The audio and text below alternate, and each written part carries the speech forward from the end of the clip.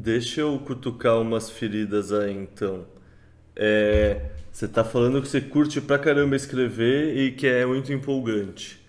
Daria pra pensar em viver como escritor de livro no Brasil? Ou, tipo, a nossa bolha ainda é muito pequena, ou mesmo considerando, sei lá, os outros livros ainda não gerariam um fluxo de caixa o suficiente? Bom, então, tem duas coisas. Se você está perguntando se eu já consigo cogitar isso na minha Não, vida. sei lá, sei lá, você é advogado e escreve, pelo que eu entendo. Então, pelo que eu entendi, você tem a atuação principal e você escreve nas horas vagas, certo?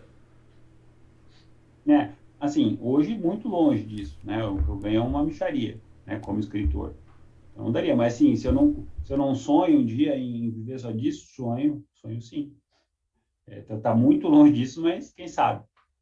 E tem outra coisa, assim, a maior parte principalmente dos meus primeiros três livros, mas do Satoshi também, eu, eu faço doação por um projeto que eu mesmo criei, que chama Campanha Livre Amigo, que é um troço que eu faço e que eu curto, né? Mas é basicamente de doar para projetos que ajudem, projetos privados, obviamente, que ajudem crianças e adolescentes, né? Então, bastante coisa disso foi para um projeto de bolsas de estudos que seleciona alunos ali da rede pública de ensino para cursar o ensino médio numa escola privada, né? Um ensino, obviamente, superior ao que ele teria ali no colégio público. Então, enfim, não, ser bem sincero, assim, não tirei muito dinheiro disso aí, não, né? Mas cara, é um sonho que eu tenho, assim, de pô, um dia realmente vender livro suficiente para viver disso. É a atividade que mais me daria prazer, com certeza. Mais do que advogar. Entendo o que você quer dizer. Mas no fundo, então, tipo, precisaria ter uma comunidade, um ecossistema muito maior para escrever livros sobre Bitcoin e fantasias assim? Ou no fundo você escreveria também outras coisas de temas que não tenham nada a ver com Bitcoin também? Então, o meu livro, o Satoshi, por exemplo, ele não é só para bitcoinheiro, né? Ele é uma trama que, cara, qualquer pessoa lê e gosta, entendeu? Ah, não, não, sim, sim, deixa eu reformular. Você pensaria em fazer, ou você pensa em fazer as próximas tramas no estilo do Satoshi que, sei lá, ajuda as pessoas que não são bitcoinheiras a irem entrando no clima e no meio? Ou tipo, sei lá, a próxima ideia não tem nada a ver com Bitcoin e nem vai ser citado? Não, com certeza vai ser citado. Com certeza vai seguir essa linha. Inclusive, já tenho a história, já comecei, já tem várias páginas. Posso até falar para vocês como é que é. É uma história que se passa uma parte na década de 30, numa parte no futuro, sei lá, 2080, 2070. E tem tudo a ver com, né, o personagem principal está lá na década de 30, ele é um investidor que é tido como um FDP do caramba, porque ele ganha grana, né, na bolsa, mas ele é um cara que sempre é transparente na forma como ele, né, que ele usa para investir, enfim, e é um crítico do dinheiro fiduciário, já lá na década de 30, né? Então, é, enfim, ele vai falar algumas coisas aí, vai puxar algumas coisas de fala, assim, sei lá, do Henry Ford, do Thomas Edison, né, sobre dinheiro, sobre como é que seria o dinheiro ideal, que vai dar toda a letra, né, do Bitcoin, né, enfim, assim como a gente teve, né, Hayek falando mais tarde, né, acho que foi na década de 70 já, que ele meio que previu ali um pouco do que seria o Bitcoin, né, então, a ideia é mais ou menos essa. Tem toda uma outra parte da trama que não tem nada a ver com isso, mas vai ter sim a ver, vai ajudar a trazer pessoas para enxergar essa questão do dinheiro.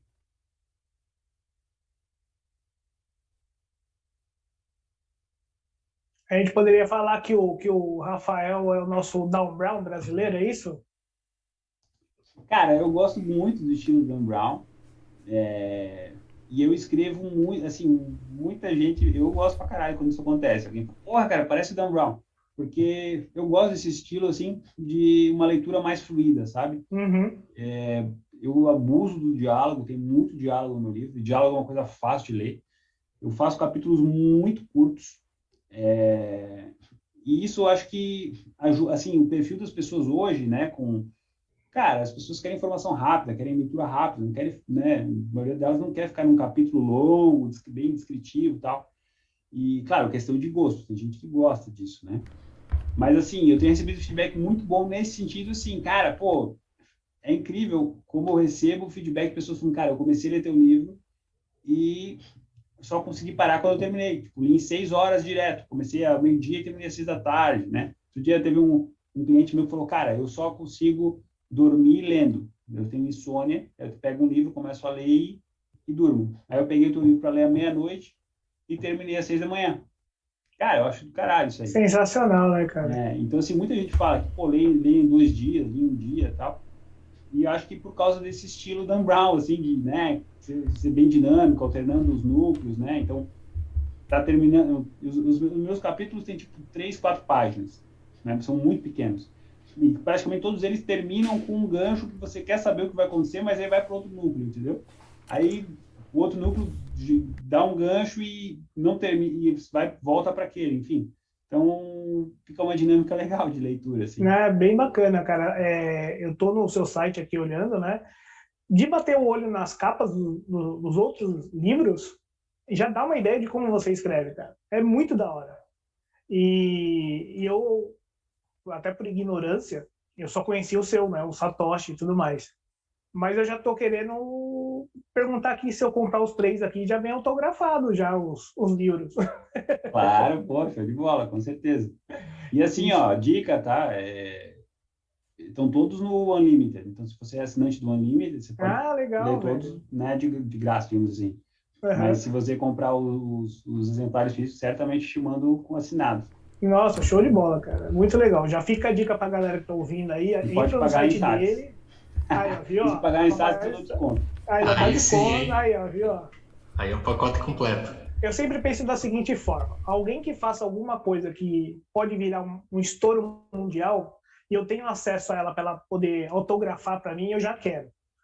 Imagina só o Rafael daqui a alguns anos com uma série na Netflix.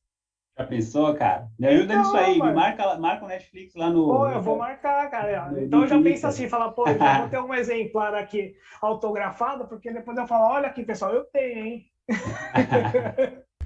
Eu acho que o roteiro vai estar bom demais pro Netflix. Não vai ter lacração, não vai ter gente de cabelo azul, vai ser rejeitado. Mas sabe que, mas cara... a gente acha, né? Isso é um troço que eu anseio muito, assim. Não precisa ser a minha trama, mas... Cara, uma série do Netflix falando sobre Bitcoin de uma forma adequada, assim, né? Não queimando o filme, não falando que é coisa de bandido, entendeu? Honesta a palavra, né? Honesta, Porque eu estava outro dia falando até com alguém e eu falei do exemplo daquela série que é o Gambito da Rainha, você já ouviu falar? Já assisti. Eu não assisti, mas eu li uma matéria dizendo que essa série foi muito popular e tal, e isso aumentou as vendas de tabuleiro de xadrez no mundo de uma forma absurda. E, cara, xadrez é um troço que está no mundo aí há, sei lá, milênios, né, cara? E como é que uma série, né, que estoura, aumenta, né, consegue aumentar o número de pessoas, assim, jogando xadrez de uma forma tão grande? E eu fico pensando, cara, o que ela poderia fazer com a curva de adoção do Bitcoin, entendeu? Uma puta série legal falando de Bitcoin, cara. Eu acho que seria do caralho.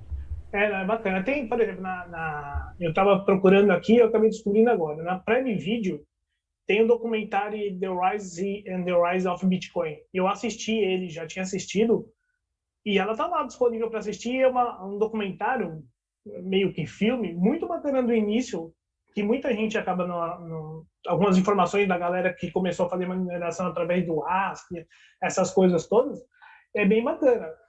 E aí o Leta comentou, não, mas aí não vai ter a lacração, né? Mas nesse momento, talvez, para a gente nem importa isso.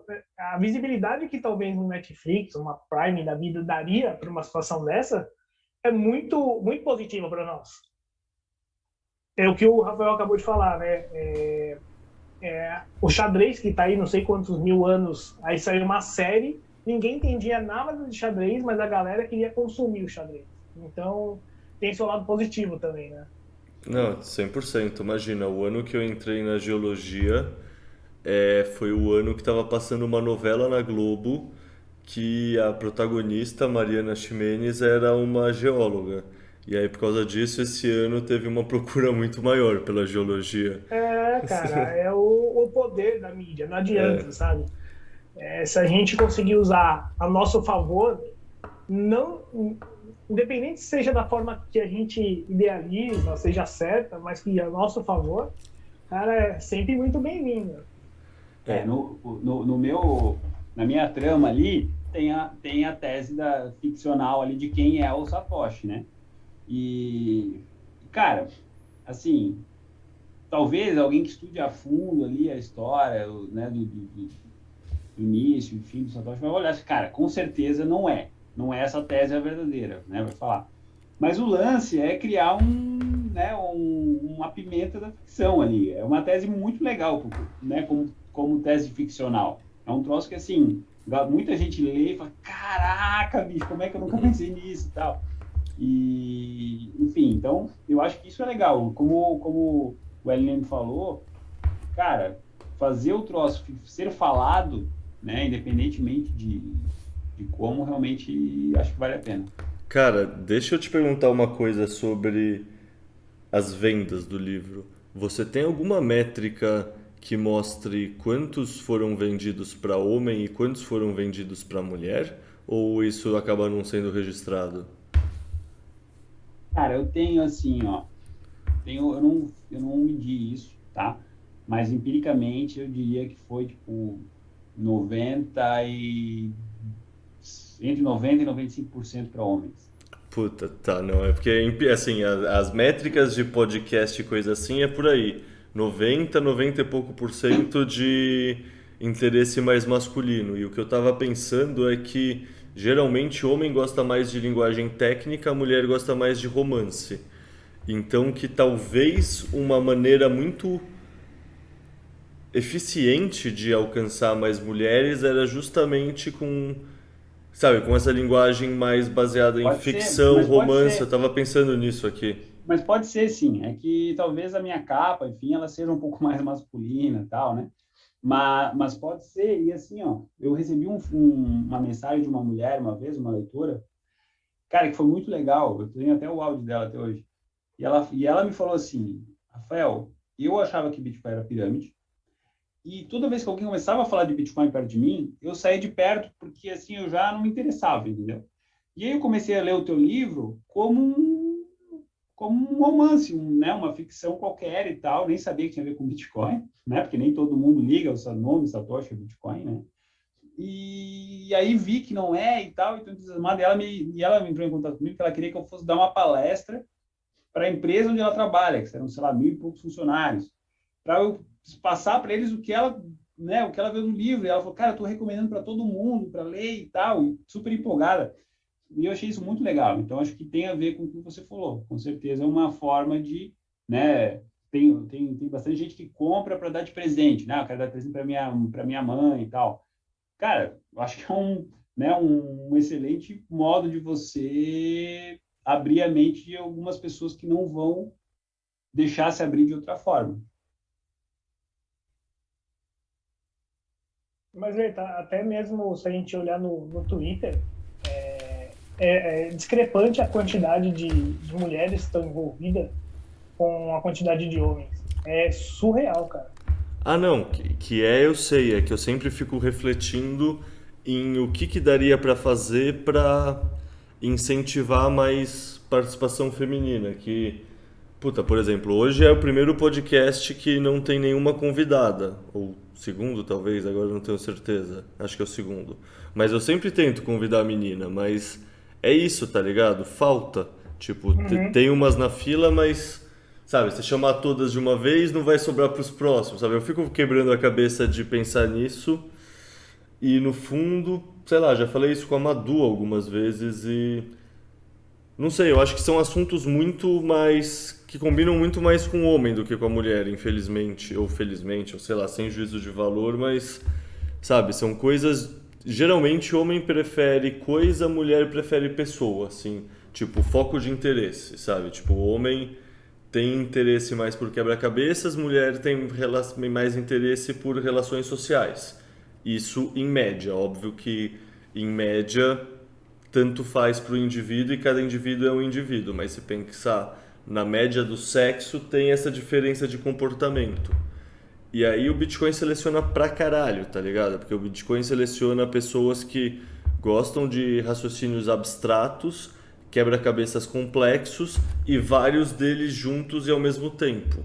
É tipo, não é à toa que muitos engenheiros que enxergam o valor do Bitcoin, porque é justamente isso. Vários quebra-cabeças complexos e abstratos colados junto, sabe? É uma coisa que o nosso cérebro está mais programado para entender. Mas então eu fico buscando, sei lá, rotas alternativas de conseguir trazer mais pessoas. E aí eu tava sonhando, idealizando, pensando se um livro de ficção, de romance seria muito mais o caminho do que, sei lá, mandar um texto técnico, por exemplo.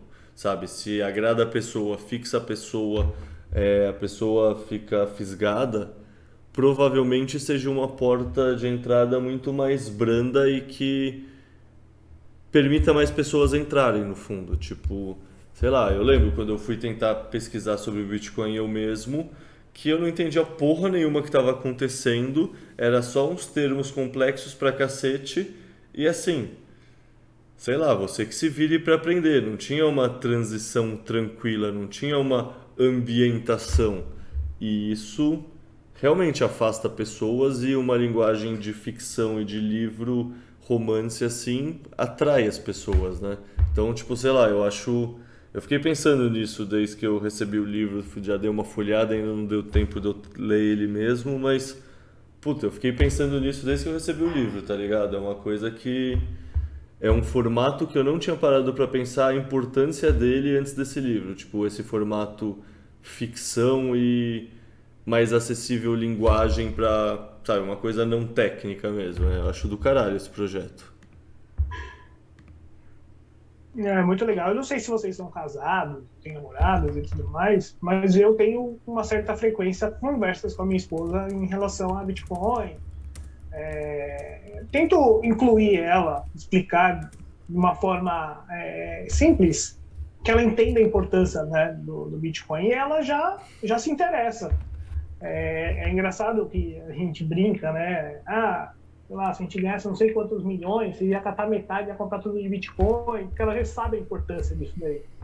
Então, talvez, às vezes, a gente fazer a nossa lição dentro de casa, conversar, né, com as nossas companheiras e tudo mais, amigas, enfim, ajude também, né? Às vezes a gente fica tão fechadinho na nossa bolha, que talvez a pessoa do nosso lado, assim, é importante a gente incluir também, né? Tudo bem que quando você entende o Bitcoin, você fica tão empolgado que você fica, às vezes, monotemático, né? E minha esposa chegou no momento e falou assim, cara, você não tem outro papo para conversar, não? Eu falei, não, ainda não. Continuo com isso daqui, eu quero que você entenda isso daqui. E depois o negócio vai se acalmando e a gente tem conversas periódicas sobre situações com o Bitcoin que ela já consegue compreender, né? Mas ainda falta aquele pulo dela ter a iniciativa de ir atrás, dela pesquisar, ler notícias e tudo mais e participar. Mas com o tempo acho que chega lá. Acho que também a gente tem que ter um pouquinho dessa força para ela, sabe? Não, puta, 100% de acordo, assim, tipo, eu não consigo calar a boca também, então todas as mulheres em volta acabam tendo que ouvir também, tipo, às vezes